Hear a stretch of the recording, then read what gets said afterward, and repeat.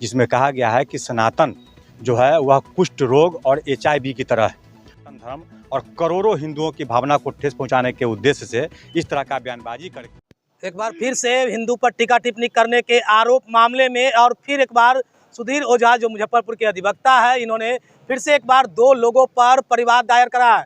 Muzaffarpur court में इस वक्त हम मौजूद है और हिंदू पर टीका टिप्पणी करने का आरोप जो था मल्लिकार्जुन खड़गे के पुत्र है, जो कांग्रेस के राष्ट्रीय अध्यक्ष है, उसके साथ ही तमिलनाडु के एक सांसद है, उस पर भी यह आरोप लगाते हुए मामला परिवाद दर्ज IPC की धारा कितने में दर्ज हुई है। और सबसे पहले ये आरोप जो लगाए हैं और मामला दर्ज करवाए, उद्देश्य क्या है?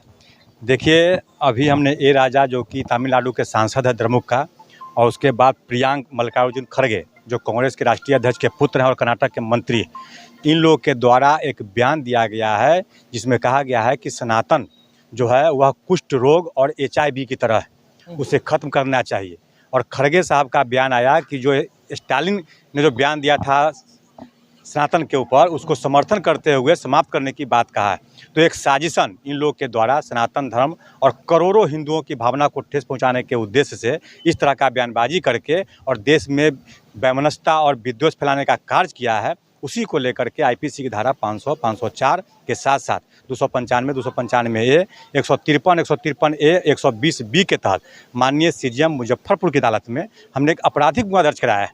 दर्ज मुकदमे में हमने आरोप लगाया है कि जानबूझ करके साजिशन इन लोगों के द्वारा हिंदुओं की भावना को न बल्कि ठेस पहुंचाने का कार्य किया जा रहा है, बल्कि सनातन धर्म को समूल नष्ट करने का साजिश रचा जा रहा है। इसलिए इन पर कानूनी कार्रवाई की जाए। माननीय न्यायालय ने गंभीरता से लिया है और 16 सितंबर की तिथि सुनवाई हेतु मुकर्रर की है। अगर इसमें मामला सटीक हो जाता है तो प्रूफ के बाद क्या अगर यह जो मैंने आरोप लगाया है वह सिद्ध हो जाता है तो 1 साल से लेकर के 3 साल तक की सजा इन लोगों की हो सकती है।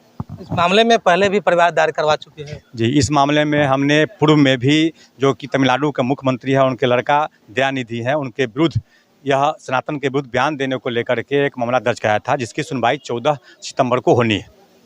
उस मामले में भी सुनवाई होगी? हाँ, उस मामले में भी सुनवाई। मामला एक साथ जुड़ जाएगा? यह दोनों मामला एक साथ नहीं, अलग अलग केस हुआ है और अलग अलग लोगों के नाम से हुआ है, इसलिए अलग अलग सुनवाई होगी और अलग अलग सब लोगों को सजा होगी अगर प्रूफ आता है केस तो। अच्छा, तो इस बयान से आप कैसा महसूस किए कि परिवाद दायर कर? देखिए, चूँकि हम हिंदू धर्म से आते हैं, सनातनी हैं, इसलिए जैसे ही बयान हमने देखा, पढ़ा और TV चैनल में सुना कि मुझे काफ़ी आघात और भावना को ठेस पहुंचा है।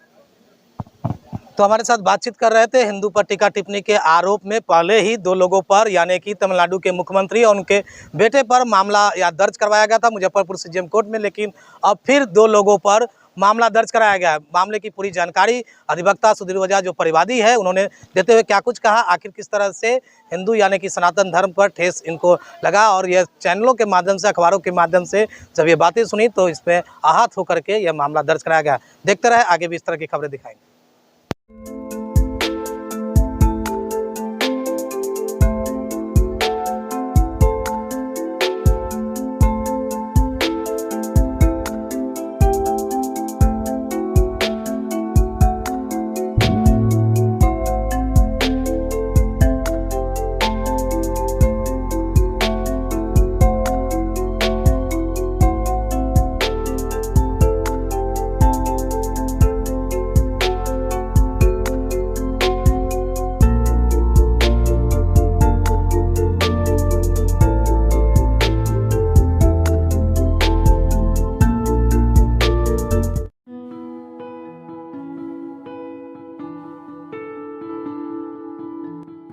मुजफ्फरपुर का वही विश्वसनीय वैशाली पेस्ट्रीज अब नए अवतार में एक बार फिर से आप सभी की सेवा को तैयार है।